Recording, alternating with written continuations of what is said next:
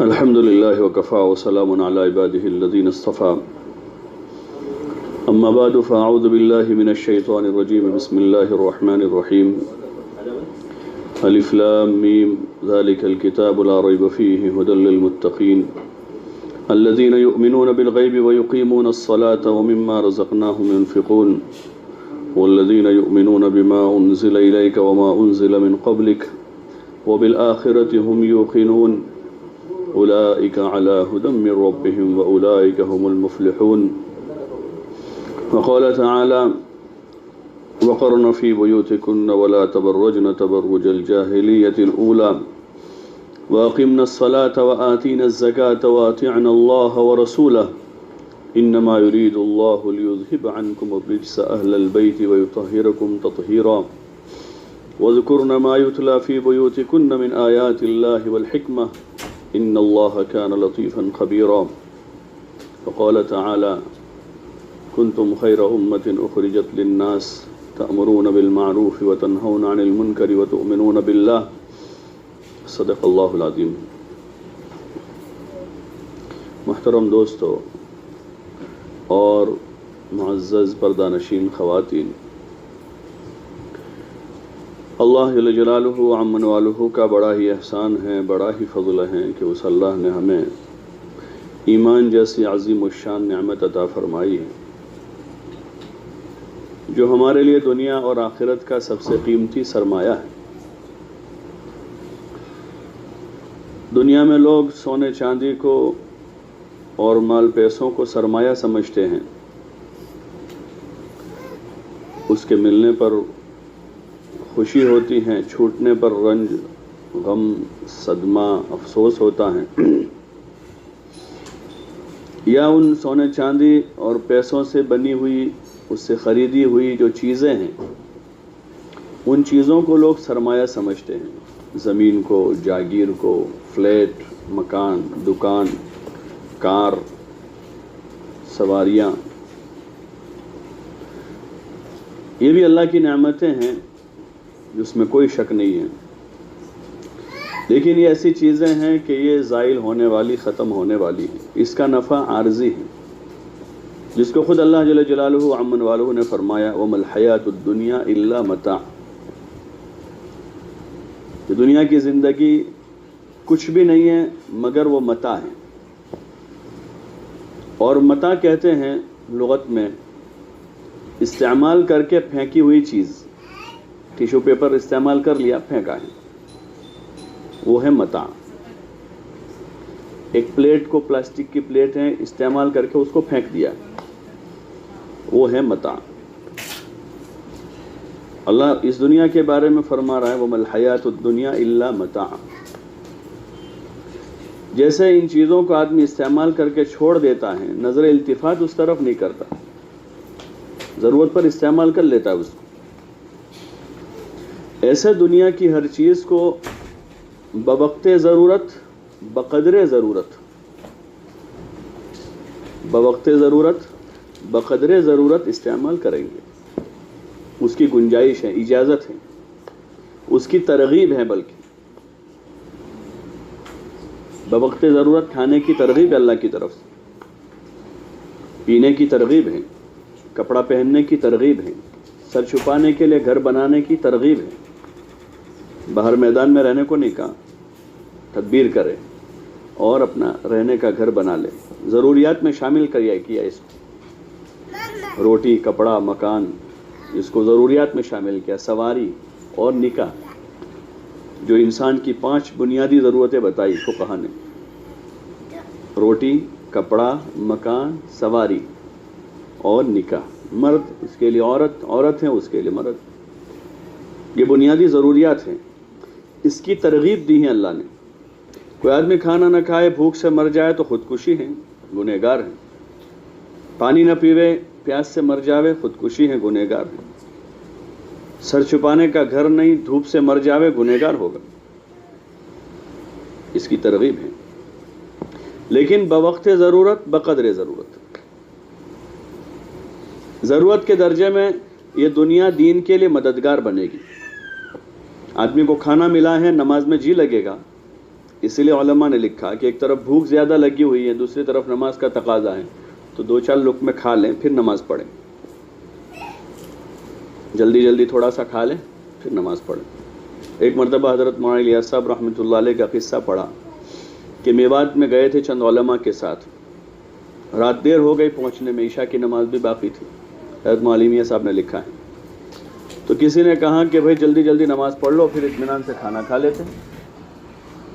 مولانا الیاس صاحب نے سنا تو کہا نہیں بھائی نہیں، جلدی جلدی کھانا کھا لو پھر اطمینان سے نماز پڑھیں گے، نماز اطمینان سے پڑھنے کے، کھانا جلدی جلدی ہو سکتا ہے، ضرورت ہے وہ، چلتے چلتے بھی کھا لیتے لوگ، سواری میں کھا لیتے ہیں کہ ضرورت ہے کہیں بھی پوری ہو جائے گی۔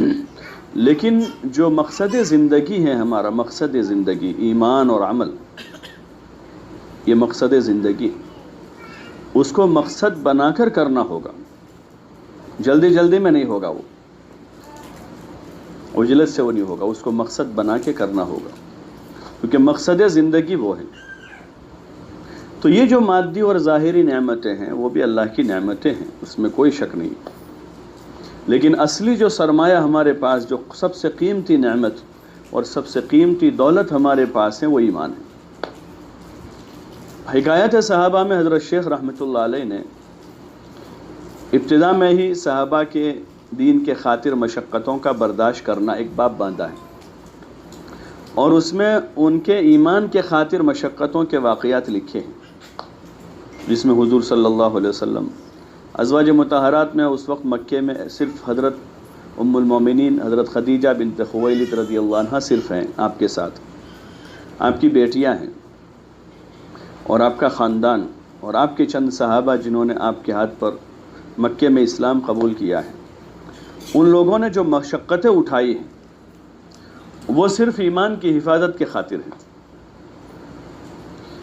فرد بھی، افراد کے اعتبار سے فرد بھی تھے، افراد سنگل، اور میاں بیوی بھی ہیں، اس میں ابو سلمہ اور ام سلمہ کا قصہ ہے، پورا اسرہ، خاندان، آل یاسر، اس کا بھی قصہ نقل کیا حضرت شیخ رحمۃ اللہ علیہ۔ یہ ان کی جو مشقتیں، ان کی قربانیاں جو تھی، وہ مال جمع کرنے کے لیے، پیسہ جمع کرنے کے لیے نہیں تھی، اپنی چاہتیں پوری کرنے کے لیے نہیں تھی۔ وہ جتنی مشقتیں انہوں نے برداشت کی ہیں وہ صرف اور صرف اپنے ایمان کے خاطر برداشت کی۔ اگر وہ ایمان چھوڑ دے تو مکے میں ان کو عزت کی زندگی مل سکتی تھی۔ خود حضور صلی اللہ علیہ وسلم کے پاس لوگ آئے کہ آپ جو بات کہتے ہو، اگر آپ اس کے لیے یہ چاہتے ہو کہ آپ عرب کے سب سے بڑے مالدار بن جائے تو ہم آپ کے لیے مال جمع کر دیں اور آپ کو مالدار بنا دیں۔ اگر آپ چاہتے ہیں کہ آپ بڑے بن جائیں تو ہم اپنا بڑا بنا دیں، بادشاہ بنا لیں۔ اور اگر آپ یہ چاہتے ہو کہ عرب کے کوئی اچھے گھرانے میں کوئی اچھی خوبصورت خاتون سے آپ نکاح کرنا چاہتے ہیں تو ہم آپ کا نکاح کروا دیں، لیکن آپ یہ بات چھوڑ دیں کہ اللہ ایک ہے، یہ جو کہتے ہیں آپ اللہ ایک ہے اور اللہ کے سوا کسی سے کچھ نہیں ہوتا ہے، وہ بات کہنا چھوڑ دیں۔ تو حضور علیہ السلام نے فرمایا کہ میں ان چیزوں کے لیے نہیں بھیجا گیا ہوں۔ کئی مرتبہ ایسے واقعات ہوئے کہ گئے، ان کے وفود گئے، افراد نے بھی آپ سے بات کی، لیکن حضور علیہ السلام اس بات کو یقین کے درجے میں سمجھ رہے تھے کہ سب سے بڑا سرمایہ جو ہمارے پاس ہے وہ ایمان ہے۔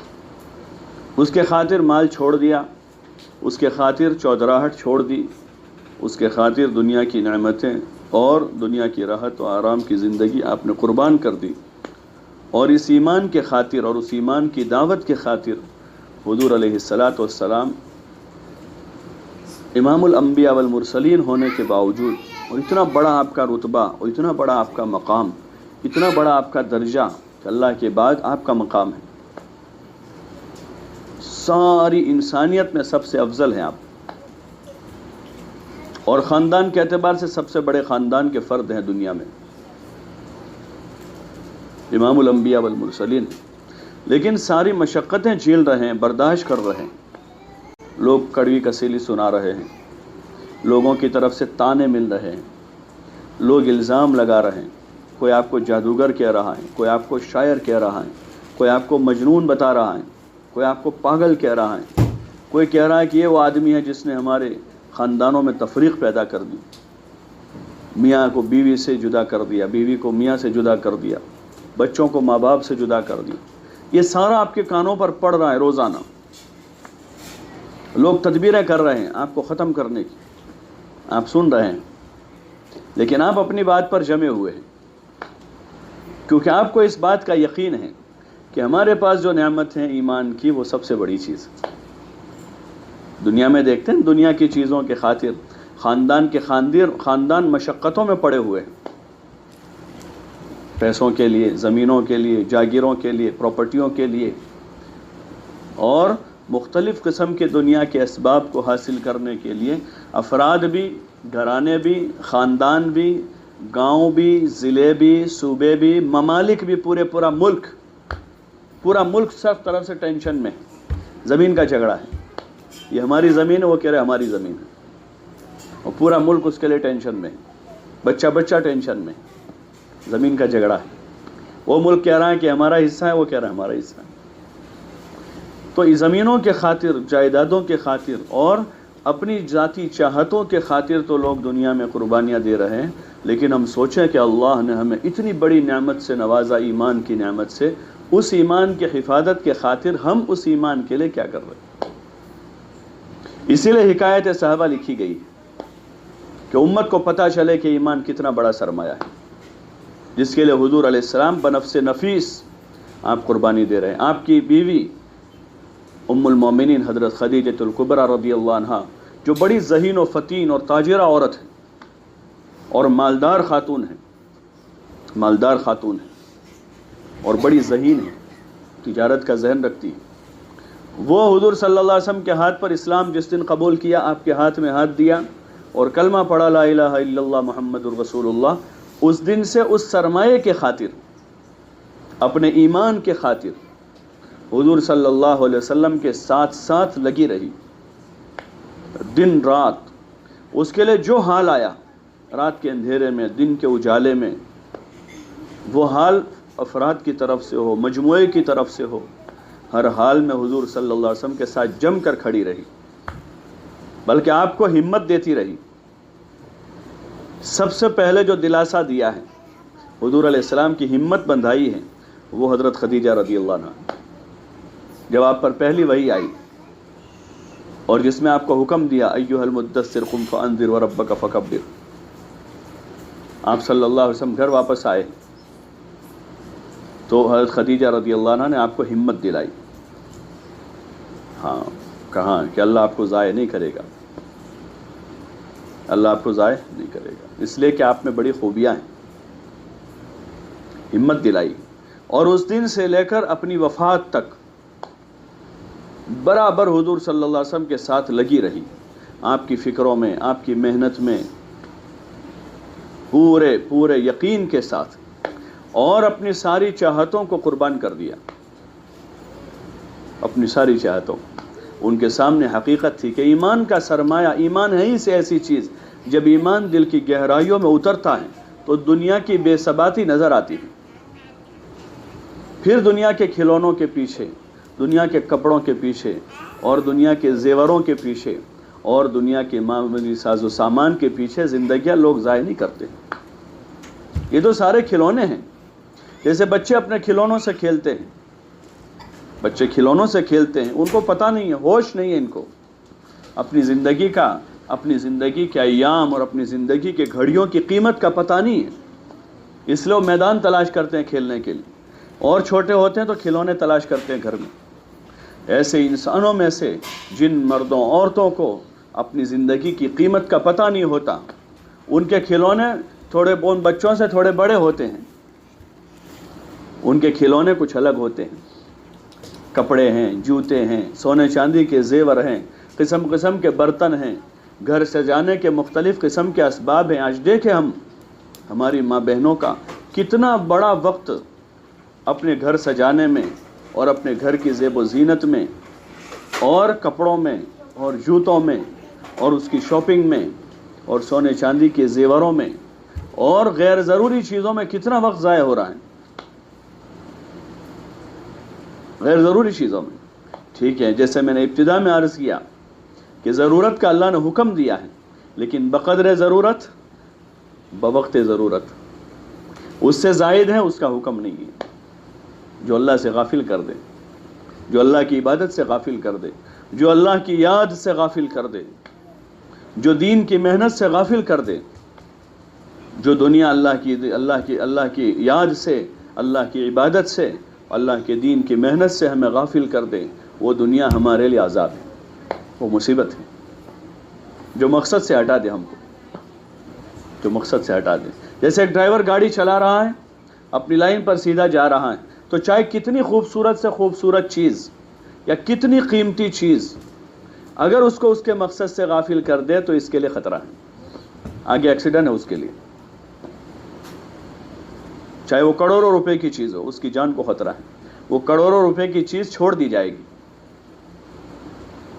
ایسے دین کے دین سے ہٹانے والی چیز، اللہ سے غافل کرنے والی، چاہے کتنی بڑی دنیا ہو، کتنی بڑی دنیا ہو، وہ ہمارے لیے مصیبت ہے، وہ ہمارے لیے خیر کی چیز نہیں ہے. حضور علیہ السلام نے اپنے گھر والوں کو یہ سمجھایا تھا، اپنی بیویوں کو، اپنے بچوں کو، اپنے نواسوں کو، اپنی بچیوں کو، اپنی امت کو یہی سمجھایا. دنیا کی حقیقت کھول کے رکھ دی ان کے سامنے. ایک مرتبہ جا رہے تھے، راستے میں مردار پڑا ہوا بکری کا بچہ، صحابہ کو روک دیا، وہاں کھڑا کیا اور کہا کہ یہ چھوٹے کان والا عیبدار بچہ ہے. پوچھا حضور علیہ السلام نے، بتاؤ اس بکری کے بچے کی اس کے مالک کی نظر میں کتنی قیمت ہے؟ صحابہ نے کہا یا رسول اللہ، عیبدار ہیں، چھوٹے کان والا، اور وہ بھی مردار، اس کی کیا قیمت ہوگی؟ بے قیمت ہے، تو اسی لیے تو پھینک دیا ہے. پھر حضور علیہ السلام نے دنیا کی حقیقت سمجھائی کہ یہ دنیا اس کے مالک کی نظر میں اتنی بھی قیمتی نہیں ہے جتنا اس بکری کے بچے کی قیمت اس کے مالک کی نظر میں. جو اللہ سے غافل کر دے وہی دنیا ہے. جو دین سے دور کر دے، جو آخرت کے استحضار کو غائب کر دے اور اپنے اندر مشغول کر دے، دنیا کی ٹیپ ٹاپ میں، اس کے ساز و سامان میں، اس کے سونے چاندی کے زیوروں میں اور اس کے رنگ برنگ کے کپڑوں میں، جو بہرحال پرانے ہونے والے ہیں. ایمان والے جو ہیں وہ عقل والے، ہوش والے ہوتے ہیں، ان کو عقل ہیں، ہوش ہیں. مقصد میں اتنا وقت دیتے ہیں، ضرورت میں اس کے بقدر دیتے ہیں. کھانے پینے کو اتنا وقت دینا ہے، گھر کی ساز و سامان کو اتنا وقت دینا ہے، گھر میں کیا ساز و سامان رکھنا ہے، کتنا رکھنا ہے، کیا ضرورت ہے، کیا غیر ضروری ہے، وہ حضور صلی اللہ علیہ وسلم بتائیں گے. آپ کی مبارک ازواج نے زندگی گزار کر امت کو بتایا. حضرت فاطمہ رضی اللہ عنہ اور حضرت عائشہ رضی اللہ عنہ یہ مثالی خواتین میں سے ہیں جو جوان تھی، نوجوان تھی. حضرت فاطمہ بھی جوان تھی حضور کے زمانے میں، بلکہ جوانی میں ہی رخصت بھی ہو گئی، زیادہ لمبی عمر نہیں ہوئی. حضرت عائشہ رضی اللہ عنہ بالکل جوان تھی. حضرت عائشہ فرماتی ہیں کہ میرے ایک کرتے سے انصار کی کئی بیٹیوں کے نکاح ہو گئے. ان کے پاس جو کرتا تھا، کسی انصاری کوئی بیٹی کا نکاح ہوتا، اس کی ماں آ کر لے جاتے حضرت عائشہ سے کہ ہماری بچی کا نکاح ہے، وہ دے دیتی، وہ پہن کر رخصت ہو جاتی، اس کرتے سے واپس پہنچا دیتی. ایک زندگی بتائی، ایک معاشرت سمجھائی ہے. یہ جو ہمارا تبلیغ کا کام ہے، دعوت کی جو مبارک محنت ہے، اس سے ایک تعمیر کرنی ہے، تعمیر جس کی بنیاد ایمان سے ہے. جیسے مکان کی تعمیر ہوتی ہے، اس کی بنیادیں ہوتی ہیں، پھر اس کی دیواریں چڑھتی ہیں، پھر اس کا چھت ڈلتا ہے، پھر اس کے اوپر منزل بنتی ہیں، پھر اندر کے کمروں کا کام الگ الگ ہوتا ہے. ایک تعمیر ہو کر ایک بنا، ایک عمارت تیار ہوتی ہے. ایسے دعوت کے اس مبارک عمل سے ایمان کی بنیادوں پر پورے دین کو تعمیر کرنا ہے، پورے دین کو تعمیر کرنا ہے. لیکن بنیادیں نہیں ہوگی تو تعمیر مشکل ہے. اس لیے ایمان پہلی ہے، پھر نماز و عبادات ہیں، پھر نماز و عبادات ہیں. لیکن اس کے ساتھ ساتھ حضور والی پوری زندگی مطلوب ہے اس محنت سے. اس لیے حکایت صحابہ کو ہم دیکھتے ہیں کہ صحابہ کے، صحابیات کے، نماز کے، ان کے صبر و شکر کے، ان کے زہد و جہد کے، ان کی قربانیوں کے، ان کے اللہ کے راستے میں انفاق کے، اور ان کی معاشرت کے مختلف پہلوؤں کو الگ الگ اعتبار سے کھولا ہے.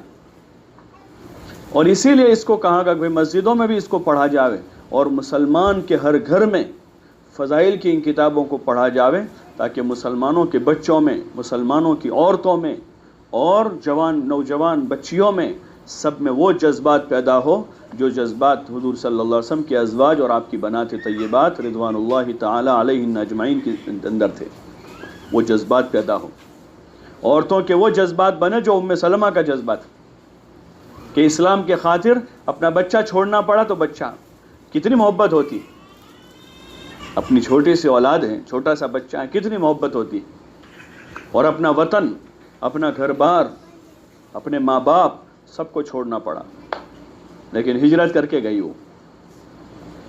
کیا جذبات ہیں، کیا دل کے اندر ایک اللہ کی محبت ہے، جو سب سے پہلا حق اللہ کا ہے، اللہ کا حق ہے کہ اللہ کے لیے سب کچھ چھوٹ سکتا ہے، اولاد چھوٹ سکتی ہے، ماں باپ چھوٹ سکتے ہیں۔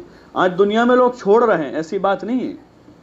تعلیم کے لیے بچوں کو بھیجا ہوا ہے دنیا کے ملکوں میں، 10 سال کے بچوں کو، 10 سال کا بچہ اس کو پڑھنے کے لیے بھیجا ہے، کسی اچھی اسکول میں کسی ملک میں بھیجا ہوا ہے۔ ہاں، بیویوں نے اپنے شوہروں کو چھوڑا ہے۔ کتنے شوہر ہیں دنیا میں جو اپنا ملک چھوڑ کر دنیا کے ملکوں میں اپنی دنیا بنانے کے خاطر گئے ہیں، ان کی بیویاں ان کے پیچھے ان کی جدائی کا غم برداشت کر رہی ہیں۔ کتنی بچیاں ہیں جو بیاہ کر دوسرے ملکوں میں چلی گئی اور اپنے ماں باپ کی جدائی کا غم برداشت کر رہی ہے وہ۔ یہ حق، یہ حصہ اصل اللہ کا ہے، اصل حق اللہ کا ہے، جو صحابیات کی تاریخ ہمیں سمجھاتی ہے کہ اصل حق اللہ کا ہے، سب سے پہلا حق اللہ کا ہے، اور پھر اللہ کے رسول صلی اللہ علیہ وسلم کا ہے۔ النبی اولی بالمؤمنین من انفسہم، خود اللہ کلام پاک میں کہ نبی علیہ السلام کا حق ایمان والوں پر ان کی ذاتوں سے بھی زیادہ ہے۔ النبی اولی بالمؤمنین، اور وہ مشہور قصہ ہے جو عمر کا، حضور علیہ السلام کو جب حضرت عمر نے کہا یا رسول اللہ مجھے اپنی ذات کے علاوہ سب سے زیادہ محبت آپ سے ہے، تو حضور نے کہا کہ عمر ابھی تمہارا ایمان کامل نہیں ہوا۔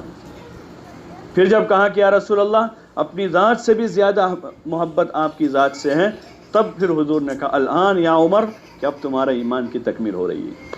یہ ہمارا پہلا سبق ہے، یہ ہمارا پہلا سبق ہے کہ دنیا کی ہر چیز سے زیادہ، سب سے زیادہ محبت اللہ کی ذات کی، اور اللہ کے بعد اللہ کے رسول حضرت محمد صلی اللہ علیہ وسلم کی محبت ایسی ہو کہ اللہ کے حکم پر، حضور کے طریقے پر ہم مر مٹنے والے ہوں، کھیل کرنے والے نہیں، اللہ کے حکم کے ساتھ کھیل نہیں۔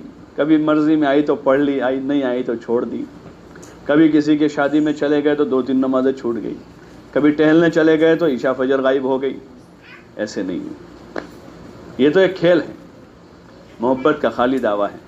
اس محنت سے یہ چاہا جا رہا ہے کہ سب سے پہلے ہماری بنیاد مضبوط ہو جاوے، دل کی گہرائیوں میں اللہ کی ذات کا یقین جو ہے، صرف آفیشلی نہیں۔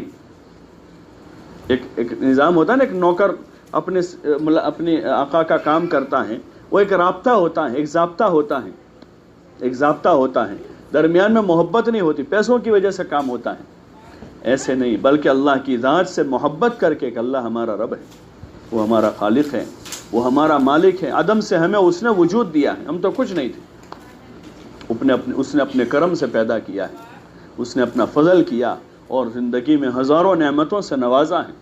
وہ مالک اس قابل ہے کہ ہم اس سے محبت کریں اور محبت کے ساتھ اس کا حکم پورا کریں، محبت کے ساتھ حکم پورا کریں۔ ارے ایک ماں کا دودھ پیا ہے تو بچوں کو اس ماں سے محبت ہوتی ہے، اس ماں سے محبت ہوتی ہے۔ کسی نے ہم پر احسان کیا ہے، اس احسان کے بدلے ہمیں محبت ہوتی ہے ان سے۔ اللہ نے اتنا بڑا احسان کیا، اللہ سے اتنی بھی محبت نہ ہو کہ 5 وقت ہم اس کے منادی کے حکم پر ہم روزانہ 5 وقت کھڑے ہو کر اس کے سامنے سر جھکا دیں۔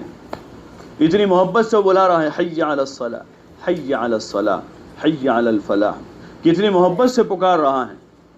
یہ ایمان کا تقاضا ہے کہ پھر اللہ کے حکم پر کھڑا ہوا جاوے، اس اللہ میں مشغول ہوا جاوے، سب چیزوں سے فارغ ہو کر، سب چیزوں سے فارغ ہو کر دل و جان سے اللہ کی عبادت میں مشغول ہونا، دل و جان سے، خالی جسم کی حرکت نہیں، ظاہری سجدہ نہیں، ایک مشق کر کے، ایک محنت کر کے نماز کو ایسا بنایا جاوے، ایسا بنایا جاوے کہ نماز ہماری مرغوب چیز ہو جاوے، نماز ہماری مرغوب چیز ہو جائے، اذان کا انتظار ہونے لگے، کب اذان ہو کب اذان ہو، نماز کا وقت آ رہا ہے۔ نماز کتنا بڑا عمل ہے، اللہ کی بارگاہ میں حاضری ہے نماز، ایک بڑے کی، اور وہ بڑا جو سب سے بڑا ہے، شہنشاہ کے بارگاہ میں حاضری کا موقع مل رہا ہے، ایک بڑے دربار میں حاضری ہو رہی ہے۔ ارے کسی کی معمولی سی منگنی شادی کا پروگرام ہوتا ہے تو اس میں بن سنور کر ہر ایک جانے کی کوشش کرتا ہے، ایک چھوٹا سا، جہاں سب اپنے جیسے ہی انسان ہوں گے، ہم سے زیادہ عیبدار ہوں گے، باز ہر ایک کپڑوں میں اپنا عیب چھپا کے آیا ہوگا، اور وہ شہنشاہ جو خالق کائنات ہے اس کے بارگاہ میں حاضری کا موقع دیا جا رہا ہے۔ حدیث پاک میں حضور علیہ السلام نے فرمایا، المصلی یناجی ربہ، مصلی یعنی نماز پڑھنے والا یا نماز پڑھنے والی اپنے اللہ سے باتیں کرتے ہیں، براہ راست اللہ سے ہم کلامی کا موقع ملتا ہے۔ اس نماز کو پوری عظمت کے ساتھ، پورے دھیان و توجہ کے ساتھ، پوری محبت کے ساتھ، لیکن پہلے دن سے وہ نماز نہیں بنی ہوئی، اس کے پیچھے ایک محنت ہے۔ روزانہ حضرت مولانا یوسف صاحب رحمۃ اللہ علیہ فرماتے تھے کہ لمبی لمبی نفلیں پڑھ کے، لمبا قیام، لمبا رکوع، لمبا سجدہ کر کے نماز کی ایک مشق کی جاوے، اس میں دھیان پیدا کرنے کی کہ میں اپنے خالق کے سامنے کھڑا ہوں، میں اپنے خالق کے سامنے کھڑی ہوں، جو میرا رب ہے، جس نے مجھے پیدا کیا ہے، جس کی ہزاروں نعمتوں کے احسان تلے میں دبا ہوا ہوں، قدم قدم پر اس کے احسانات، کوئی لمحہ کوئی گھڑی خالی نہیں ہے جس میں اللہ کے احسانات ہمارے اوپر نہ ہو۔ خود وہ کہہ رہا، ان تعدوا نعمت اللہ لا تحصوها ان الانسان لظلوم کفار، کہ اگر تم اللہ کی ایک نعمت کو شمار کرنا چاہو شمار نہیں کر سکتے، لیکن انسان بڑا ظالم اور بڑا ناشکرا ہے۔ یہ مطلق انسان کے بارے میں کہا، ان الانسان، ایمان والے کو نہیں کہا، وہ ایسا نہیں ہوتا، ایمان والا تو شکر گزار ہوتا ہے۔ اللہ نے کہا ان الانسان لظلوم کفار، کہ انسان ایسا ہے، انسان ایسا ہے، لیکن اس میں ایمان والے وہ ظالم اور ناشکرے نہیں ہوتے، ایمان والے تو شکر گزار ہوتے ہیں۔ حضور صلی اللہ علیہ وسلم لمبی نماز پڑھتے تھے، پیروں پر ورم آ جاتا تھا۔ حضرت عائشہ رضی اللہ عنہا نے کہا، یا رسول اللہ، سورہ فتح میں اللہ تعالیٰ نے آپ کے اگلے پچھلے سارے خطاؤں کو بخش دیا، پھر بھی آپ اتنی مشقت اٹھاتے ہو؟ تو حضور نے فرمایا، افلا اکون عبدا شکورا، کیا میں اپنے رب کا شکر گزار بندہ نہ بنوں کہ اس نے مجھ پر اتنی نعمت کی ہے، تو میں اس رب کے سامنے اپنے آپ کو نہ تھکاؤں؟ زندگی اسی لیے ہے، زندگی کا مقصد عبادت ہے، نمازوں کو بنانے کی کوشش کرنی ہے، اور نماز کو جاندار بنا کر اطمینان کے ساتھ اچھا وقت اس میں خرچ کرنا ہے، وقت ہے ہی اس کے لیے۔ ہمارا حال یہ ہے کہ عبادت ساری جلدی جلدی کر دیتے، عبادت ساری جلدی جلدی، تلاوت بھی ہے تو جلدی جلدی پارا پورا کرو، جلدی سے جلدی پورا کرو، نماز ہے تو جلدی 5-7 منٹ میں 10 منٹ میں 4 رکعت پوری ہو گئی، جلدی جلدی پورا کرو۔ اور کھانے کے لیے جو ضرورت ہے، چلتے پھرتے کھانا تھا، حضرت عائشہ فرما رہے کہ حضور صلی اللہ علیہ وسلم نے زندگی پر کبھی 2 وقت جو کی روٹی پیٹ بھر کے نہیں کھائی، کبھی صبح کھا لیا شام کو نہیں کھایا۔ اور صرف فاقوں میں ایسا نہیں ہوا، ایک تو فاقوں کے دن تھے کہ کھانا ہی نہیں تھا، لیکن حضور صلی اللہ علیہ وسلم کا معمول یہ تھا کہ ایک وقت کھا لیا صبح کو، پھر شام کو چھوڑ دیتے تھے، شام کو کھا لیا تو پھر صبح چھوڑ دیتے، دودھ پی لیا تو اب کھانا نہیں کھاتے تھے، گوشت کھا لیا تو دودھ نہیں پیتے تھے، گوشت کھا لیا تو دودھ نہیں پیتے۔ حضرت عمر کی وہ مشہور روایت ہے کہ آپ کے دسترخوان پر کبھی 2 سالن جمع نہیں ہوئے، 2 سالن کبھی جمع۔ ایک مرتبہ حضرت عمر رضی اللہ عنہ، حضرت عبداللہ ابن عمر جو ان کے بیٹے بہت مشہور صحابی ہیں، عبداللہ ابن عمر رضی اللہ، ان کے گھر مہمان گئے، تو عبداللہ ابن عمر کو پتا تھا کہ ابا آ رہے ہیں، تو بازار سے گوشت خریدنے کے لیے کہ اچھا گوشت پکاویں، تو گوشت اچھا والا نہیں تھا، تھوڑا گھٹیا گوشت تھا، تو عبداللہ ابن عمر نے 2 درہم لے کر گئے تھے گوشت لینے، 1 درہم کا گوشت لے لیا، 1 درہم کا گھی لے لیا، کہ وہ جو گوشت کی کمزوری ہے گھی سے چھپ جائے گی اور لذیذ ہو جائے گا وہ، اور پکایا اس کو گھی ڈال کر، اور جب دسترخوان پر رکھا ہے جو عمر رضی اللہ عنہ کے سامنے، اور دیکھا کہ گھی اور گوشت دونوں جمع ہیں، حضرت عمر نے کھانا نہیں کھایا، عمر رضی اللہ عنہ کے سامنے، اور دیکھا کہ گھی اور گوشت دونوں جمع ہیں، حضرت عمر نے کھانا نہیں کھایا۔ ابن عمر نے کہا، ابا جان آپ کے لیے پکایا ہے۔ بولے میں نہیں کھاؤں گا۔ کیوں؟ بولے تم نے 2 سالن جمع کر دیے ہیں، 2 سالن جمع کر دیے۔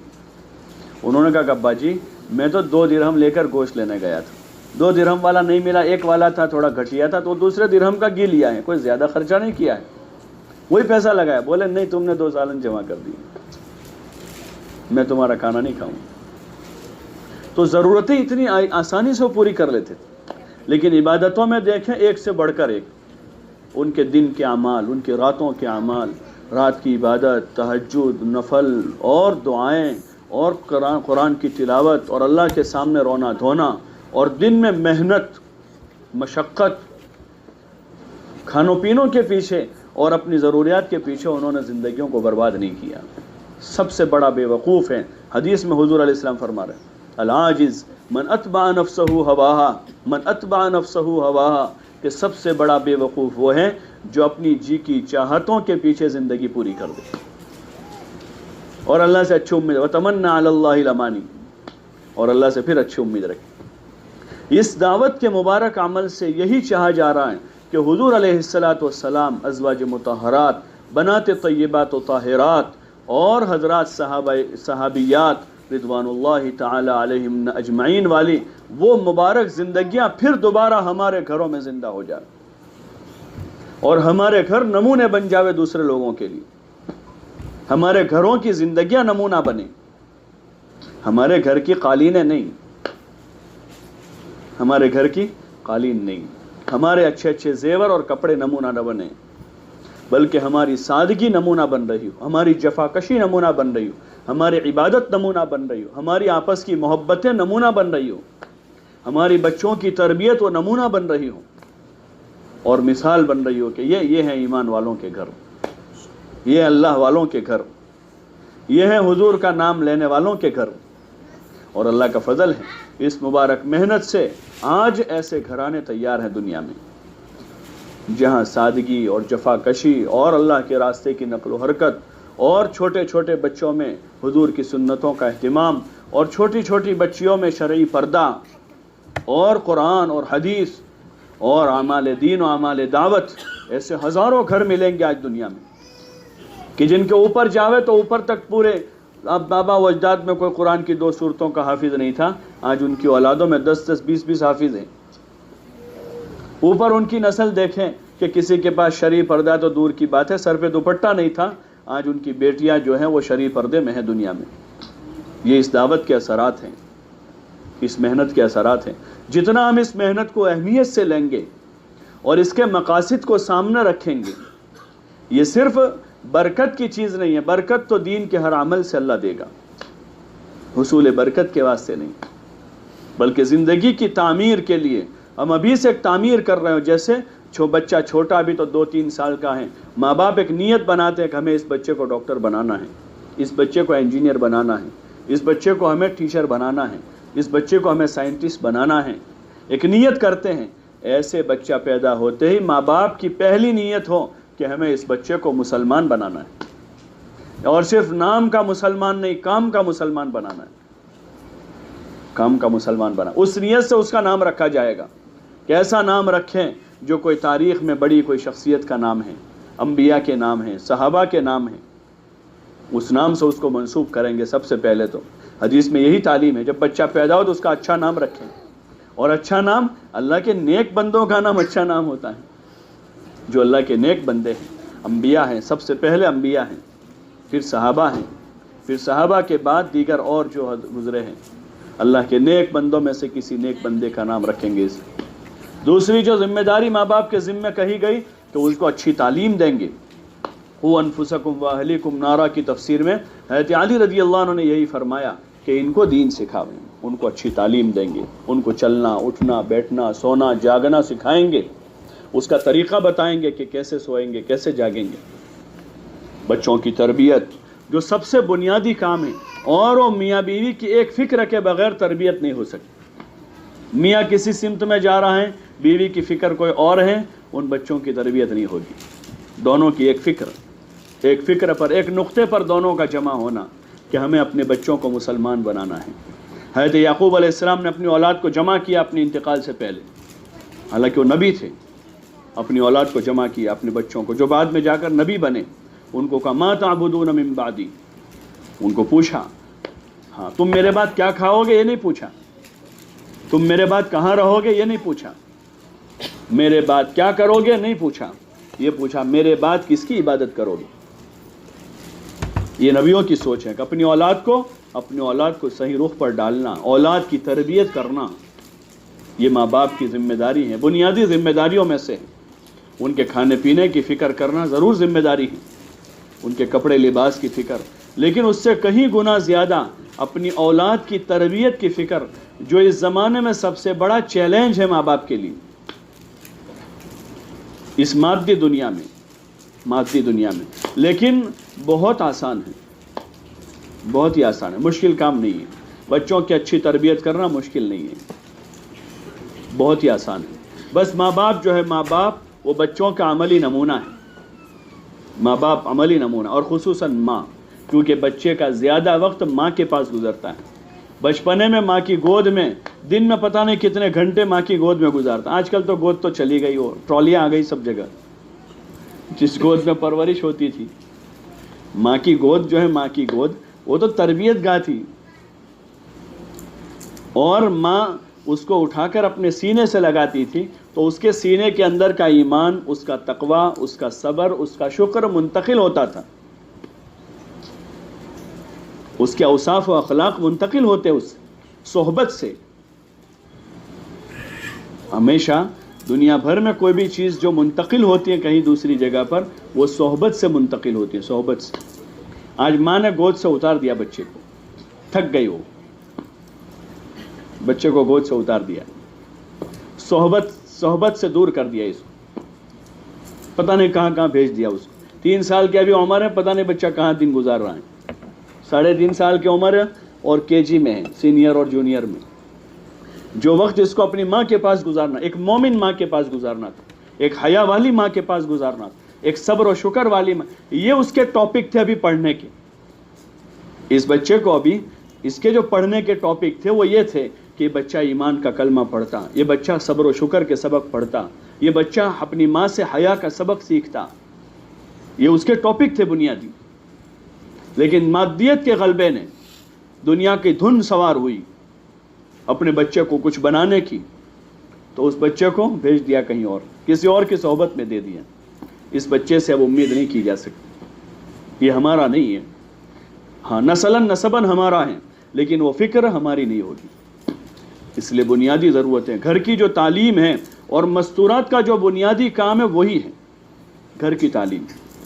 مستورات کا جو مقامی کام یا بنیادی کام کہیں، وہی اصل ان کی گھر کی تعلیم ہے، جس تعلیم کے راستے سے اپنے نسل کو پروان چڑھانا ہے۔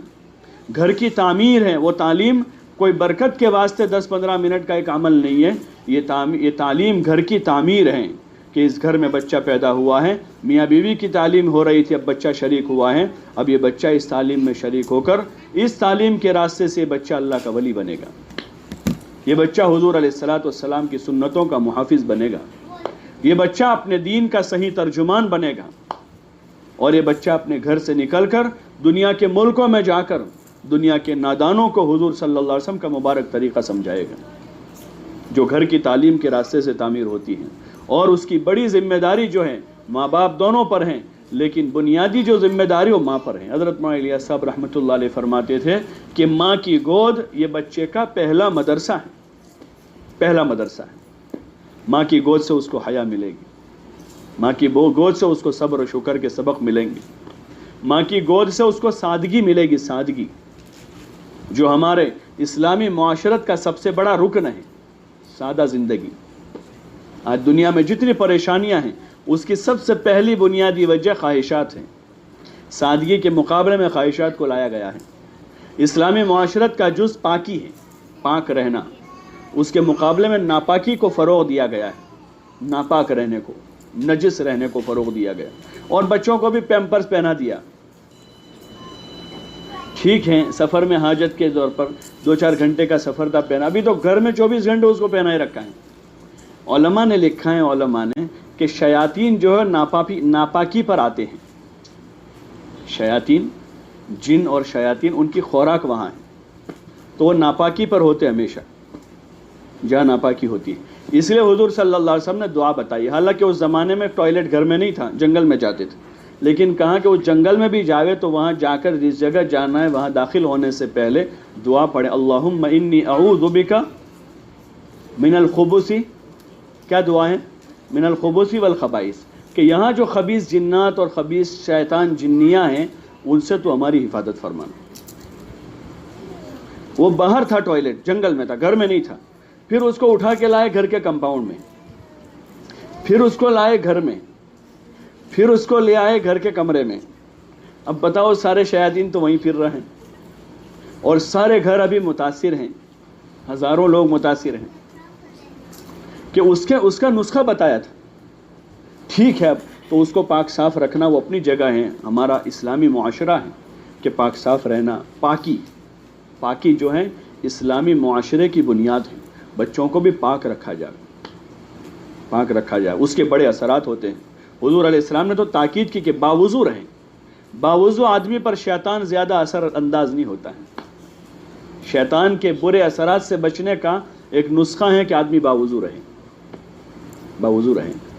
وضو کی گنجائش نہیں، رات میں دیر ہو گئی ہے، کم از کم تیمم کر لیں. نماز نہیں پڑھنی، ابھی موقع نہیں ہے، سردی زیادہ ہے، پانی ٹھنڈا ہے، یا سستی زیادہ ہے، نہیں وضو کا موقع، تو کم از کم آدمی تیمم کر کے اتنے درجے کی پاکی حاصل کر لے. لیکن پاک رہے ہمیشہ. بچوں کو پاک رکھیں، بچوں کو پاکی کی تعلیم دی جاوے. یہ ہماری بنیاد ہے اسلامی معاشرے کی. اور تیسری چیز ہے حیا. تیسری چیز حیا ہے، حیا جو اس پر اسلامی معاشرے کی بنیاد. ان فضائل کی تعلیم کے ذریعے سے یہی چاہا جا رہا ہے کہ عورتوں میں، بچیوں میں حیا پیدا ہو. صحابیات جیسی، ازواج مطہرات جیسی، بنات طیبات جیسی حیا پیدا ہو، اور بے حیائی سے اور بے حیائی کے اسباب سے نفرت پیدا ہو جائے. بے حیائی کے اسباب سے نفرت پیدا ہو، ہاں، ورنہ اس کے بغیر دین پر جماؤ نہیں ہوگا. سب سے بڑی بیماری ہے یہ بے حیائی. حضور اللہ تعالیٰ نے ازواج مطہرات سے کہا قرن فی بیوتکن، کہ اپنے گھروں میں قرار پکڑی رہو. قرن فی بیوتکن، عورتوں کے لیے اصل قرار ہے، وہ گھر میں رہے، گھر مینیج کریں. یہ عورت کی ذمہ داری ہے. عورت کی ذمہ داری ہے گھر مینیج کریں، گھر کا نظام سنبھالے. داخلی نظام، اندر کا نظام عورتوں کے ذمہ کی. باہر کمانا، مزدوری کرنا، ملازمت کرنا، تجارت کرنا، باہر سے سامان لانا، یہ مردوں کے ذمہ. اور گھر کا نظام سازگار بنائیں، گھر کے ماحول کو اچھا کریں تاکہ گھر جنت بنا رہے. گھر جنت بنا رہے. اپنے اللہ کو، اپنے رسول کو راضی کرنے کے بعد عورت کے ذمہ کیا کہ وہ اپنے شوہر کو راضی رکھے.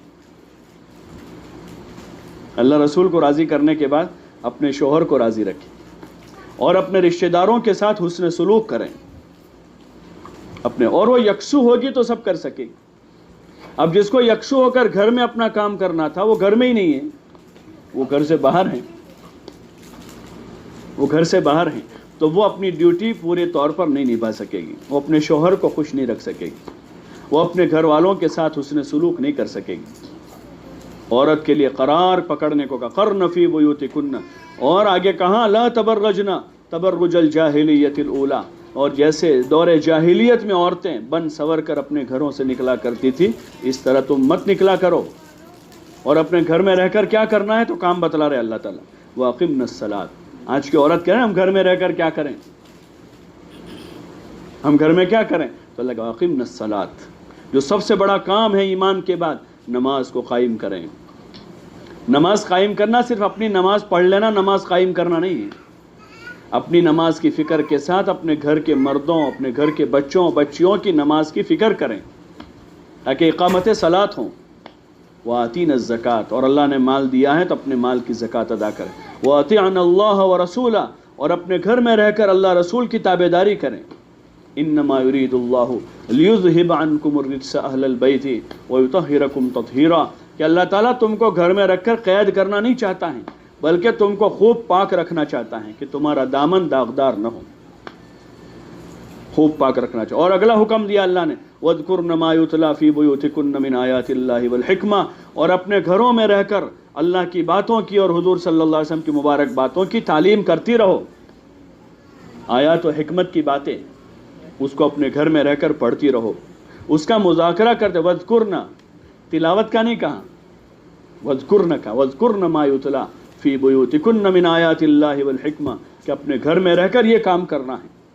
یہ جو گھر کی تعلیم ہے وہ یہ ہے کہ اس کے ذریعے سے گھر کو تعمیر کرنا ہے، اپنے بچوں کو بنانا ہے، بچوں کی تربیت کرنی ہے، ایماندار بچے تیار کرنے ہیں اور بااخلاق بچے تیار کرنے ہیں، خدمت گزار بچے تیار کرنے ہیں جو لوگوں کے خادم بن کر جی رہے ہوں، بااخلاق ہوں اور وہ اللہ کی عبادت کرنے والے ہوں، اللہ سے ڈرنے والے بچے تیار کرنے ہیں. یہ کام ہے مستورات کا اپنے گھر میں رہ کر روزانہ کرنے. اس کے ساتھ کھانا پینا ضروریات ہیں. جماعتیں جاتی ہیں، جماعتیں 4-4 مہینے کی. آپ اپنے شوہر سے، اپنے بھائی ابا سے جو جماعتوں میں جاتے ہیں ان سے گھر میں پوچھیں کہ 12-15 کی جماعت ہوتی ہے، 12-15 آدمیوں کی جماعت ہوتی ہے، کتنے برتن لے کر جاتے ہیں؟ ارے بولو نا، کتنے برتن ہوتے ہیں؟ 2 پتیلے ہیں، 2-4 پیالے ہیں، 2-4 تھالے ہیں، چمچے ہیں، کچھ گلاس ہیں، ایک تھیلے میں آ جاتا ہے سارا سامان. یہ ضرورت ہے. 12 کی جماعت کے لیے ایک تھیلے کا سامان کافی ہے.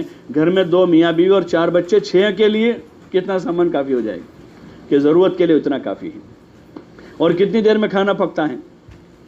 جماعت میں خدمت والے کھانا پکاتے صبح شام دونوں وقت، 1-1.5 گھنٹے میں کھانا تیار ہو جاتا. حالانکہ اسباب کم ہوتے ہیں، وہاں تو روزانہ جا کر جگہ تلاش کرنی ہے، کہاں پکائیں گے؟ گھر میں تو سارا بنا بنایا تیار ہے. اگر ہم اپنا نظام ایسا قائم کریں کہ ہمیں کھانے پینے کے پیچھے اپنے آپ کو زیادہ برباد نہیں کرنا ہے، اپنی زندگیوں کو سادگی پر لانا ہے. اس دعوت کا بنیادی مقاصد میں سے ایک مقصد یہ ہے کہ ہم جس معیار پر ہیں اس معیار سے دھیرے دھیرے نیچے آویں. ہمارے کھانے پینوں میں اور ہمارے لباس میں اور ہمارے رہن سہن میں سادگی. جب تک سادگی زندگی میں نہیں آتی وہاں تک کامل دین پر چلنا آسان نہیں ہوگا. اس لیے کہ دین جو ہے، دین وہ مجاہدہ چاہتا ہے، جوہد چاہتا ہے، مجاہدہ. دین کا ہر عمل. نماز اپنے وقت پر ہے. اگر زندگی سادہ ہے تو سونا رات میں آسان ہوگا جلدی. زندگی میں تکلفات ہیں تو رات میں جلدی نہیں سو سکیں گے. گھر بار کے اتنے سارے کام نکلے ہوں گے کہ سو نہیں سکیں گے جلدی، اور فجر کی نماز کھٹائی میں پڑ جائے گی. زندگی سادہ ہے، رمضان کے روزے آسان ہیں. زندگی سادہ ہے تو حج کرنا بہت آسان ہے. مشقت ہے لیکن جن کو عادت ہے مجاہدے کی ان کے لیے مشقت نہیں. اس لیے اپنے آپ کو صفت جوہد پر قائم کرنا ہے جو صحابہ کی بنیادی صفت ہے. مجاہدے کے ساتھ معاشرے میں ڈھلنا نہیں ہے جو معاشرہ ہمارا چل رہا ہے.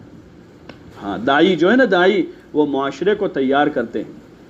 حضور صلی اللہ علیہ وسلم مدینہ گئے، آپ سے پہلے مصعب بن عمیر کو بھیجا جو دائی اور معلم بن کر گئے وہاں، تو انہوں نے پورے مدینہ کی معاشرت کو چینج کر دیا. اور پھر صحابہ دنیا میں جہاں بھی گئے ان کی معاشرتیں چینج ہو گئی، ان کا مذہب بدلا، ان کی زبانیں بدلی، ان کے معاشرے تک بدل گئے. اس محنت سے مطلوب ہے ہم موجودہ معاشرے میں نہ ڈھل جاویں، بلکہ اپنا معاشرہ ہے ایک حضور علیہ السلام والا مبارک معاشرہ ہے. گھر کی تعلیم کے ذریعے سے بچوں میں وہ استعداد بنائیں گے. بچپن سے بچیوں کو اسلامی لباس پہنائیں گے، بچپن سے ان کے جذبات تیار کریں گے. دینی جذبات بنانا، بچپن سے ہی ان کو اللہ کے راستے کے مجاہدے اور اللہ کے راستے کی قربانیوں کے لیے تیار کرنا، جو حضرات صحابہ اکرام رضوان اللہ تعالیٰ علیہ مجمعین کے گھروں میں وہ چیزیں ہوتی تھی. تو ان کے چھوٹے چھوٹے بچے جب حضور علیہ السلام لشکر تیار کرتے تھے تو آ جاتے تھے، پنجوں کے بل کھڑے ہوتے تھے کہ حضور ہم کو چھوٹا سمجھ کر واپس نہ کر دیں. احد کے وقت بعض بچے تو آئے کہ حضور ہم اس کو پچھاڑ دیں گے، کشتی کراؤ ہماری، ہم آپ کے ساتھ چلیں گے. بچے ہیں بھی تو یہ جذبات ان کے تھے. حضرت خنسا اپنے 4 بیٹوں کو لے کر گئی، مشہور قصہ ہے حضرت خنسا کا، اور کہہ رہی ہے ان کو میدان میں لے جا کر کے، بیٹا دیکھو پیٹھ نہیں دکھانا ہے، میں نے تم کو آج کے دن کے لیے پیدا کیا ہے، آج کے دن کے لیے میں نے تم کو پالا ہے، میں نے تمہارے ماموں کو رسوا نہیں کیا ہے اور تمہارے نسب کو خراب نہیں کیا. شوہر تو پہلے شہید ہو چکے تھے. ان کو کہہ رہی ہے، اپنے بچوں کو جھنجھوڑ رہی ہے، ان کا ضمیر جگا رہی ہے اور ان سے کہہ رہی ہے کہ میں نے تمہارے نسب کو خراب نہیں کیا ہے اور میں نے تم کو آج کے دن کے لیے پالا ہے. دیکھو بیٹا پیٹھ نہ دکھانا. میرے دل کی تمنا یہ ہے کہ قیامت میں 4 شہیدوں کی ماں کہلاؤں. یہ جذبات ان کے تھے. وہ جذبات ماؤں سے بچیوں میں منتقل ہوتے ہیں. اس مبارک عمل سے یہی مطلوب ہے کہ ہمارے وہ جذبات بنے.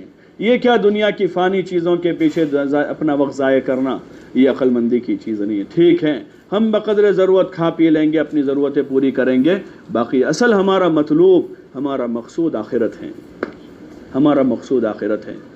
ہمارے سامنے ہماری آخرت ہوگی، ہماری جنت ہوگی کہ ہم نے اپنی آخرت کے لیے کیا توشہ تیار کیا ہے. ہماری نمازیں، ہمارے روزے، ہمارا ذکر و تلاوت، اور ہمارا اللہ کے ساتھ کا تعلق، ہماری حضور علیہ السلام کے ساتھ کی محبت، اور اللہ کے نام پر ہماری جان و مال کا کتنا حصہ خرچ ہو رہا ہے، اور آئندہ ہمیں کتنا جان و مال اللہ کے نام پر لگانا ہے. اس کے منصوبے بنانے ہیں، اس کی تدبیریں کرنی ہیں، اس کے عزائم کرنے، اس کے ارادے کرنے، اس نیت سے جینا ہے. اور اپنے گھر کے ماحول میں ان مذاکروں کو زندہ کرنا ہے، اپنے بچوں میں، اپنی بچیوں میں، اپنے ملنے جلنے والیوں میں، اور اپنے محرم رشتہ داروں میں ان باتوں کو آپس میں کرنا ہے.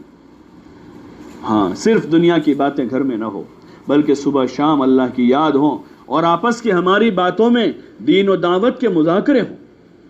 اپنے بچوں کو لے کر بیٹھ کر ان کے جذبات کو ٹٹولیں کہ ان کے جذبات کیا ہیں.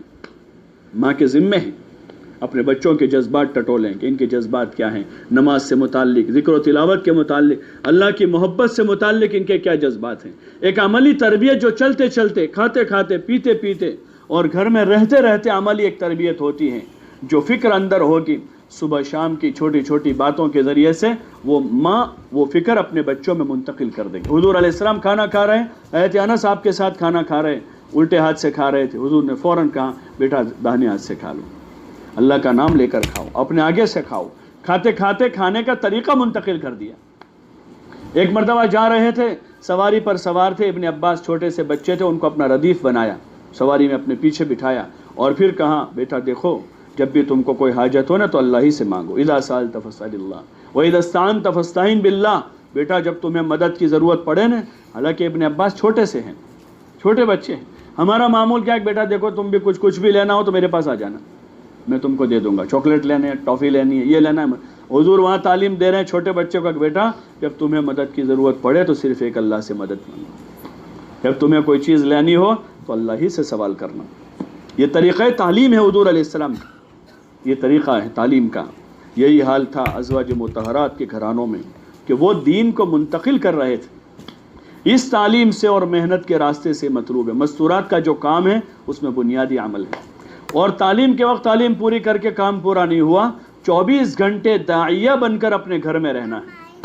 کوئی ہمارے گھر آ رہا ہے تو ہمارے گھر سے دین لے کر جاویں. ہم کسی کے گھر مہمان جا رہے ہیں تو چاہے اس کے لیے ہدیہ تحفہ جو کچھ لے کر آنے جانے کا معمول ہے وہ اپنی جگہ ہے، اس کے ساتھ ہم کچھ دین لے کر جائیں گے ان کے لیے. ان کو 2 باتیں کہہ کر آئیں گے، محبت کے ساتھ ان کو نماز کی بات کریں گے، تلاوت کلام پاک کی بات کریں گے، حیا کی بات کریں گے، ان کے اندر دین منتقل کریں گے. یہ ہماری ذمہ داری ہے.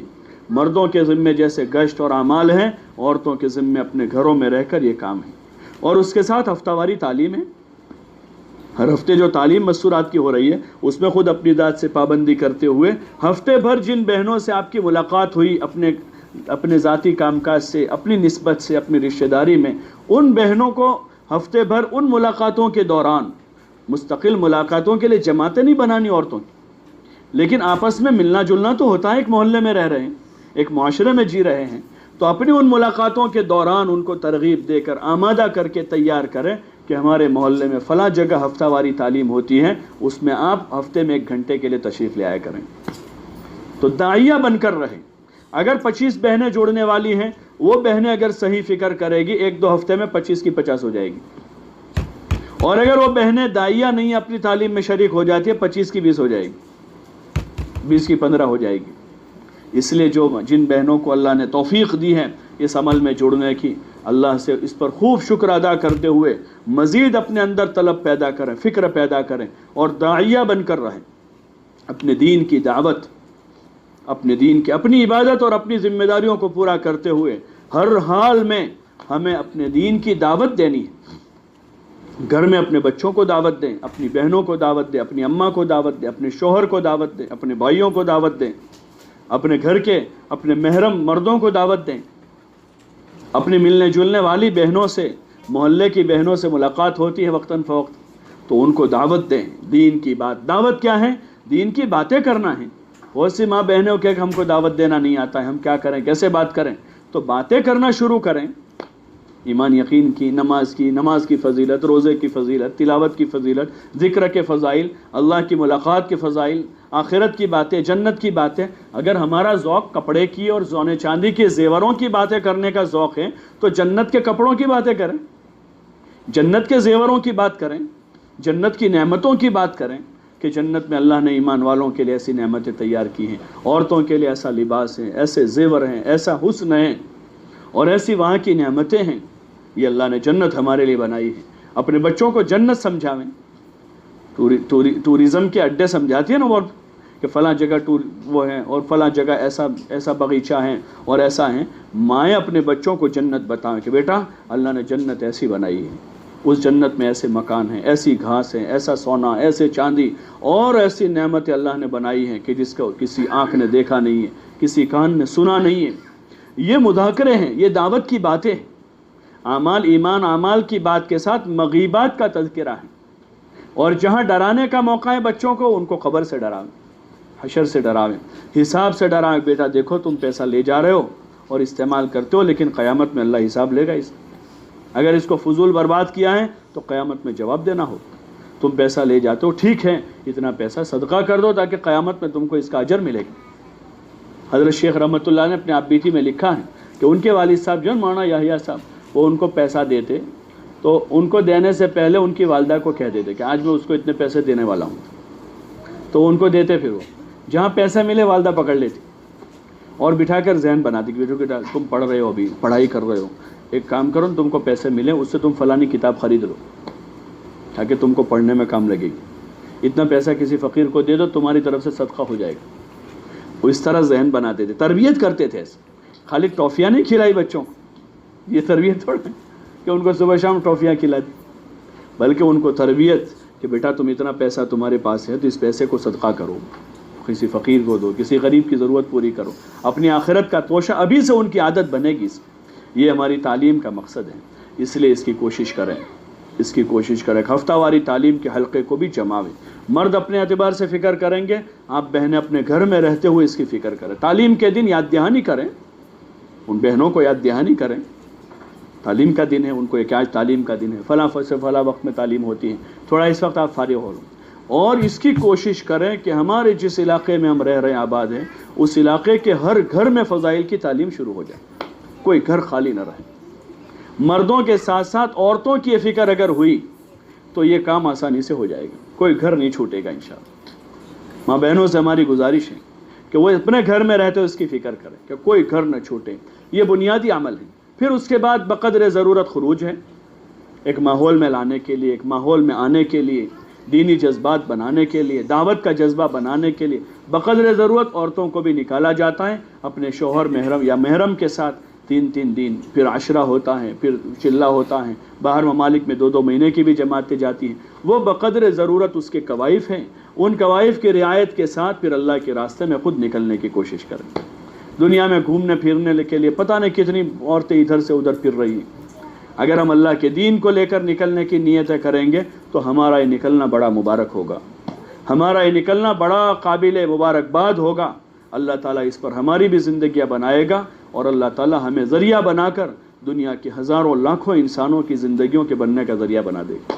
اس لیے آپ بہنوں سے ہماری گزارش ہے کہ ابھی نیت کر لیں، ارادہ کر لیں کہ اپنے گھر کی تعلیم کو بھی پوری قوت کے ساتھ نبھانا ہے، اپنے محلے کی ہفتہ واری تعلیم میں خود پابندی کرنا ہے، اور جو اعمال گھر میں رہ کر روزانہ کے کرنے ہیں، 5 وقت کی فرض نمازیں ہیں، صبح شام اللہ کا ذکر ہے، روزانہ کلام پاک کی تلاوت ہے، روزانہ اللہ سے مانگنے کے لیے تھوڑا وقت فارغ کرنا ہے، گھر کے سارے کام سنت کے مطابق کرنے ہیں، ایک ایک چیز کو معلوم کر کے سنت کے مطابق کرنا ہے، اور یہ اپنی ذات سے کرتے ہوئے دوسروں میں منتقل ہوں، اس کے لیے اپنے گھر میں داعیہ بن کر رہنا ہے کہ ہم آنے جانے والوں کو، ملنے جلنے والوں کو، سب کو ان عظیم اعمال کی اور اس عظیم محنت کی خوب جم کر دعوت بھی دیں گے، اور اللہ کے راستے میں جو ترتیبیں قائم ہیں ان ترتیبوں سے 3 دن، عشرہ، چلہ، 2 مہینہ جو کچھ ہے اللہ کے راستے میں وقت لگانے کی نیت کریں۔ تھوڑی دیر کے لیے آپس میں آپ مذاکرہ کریں۔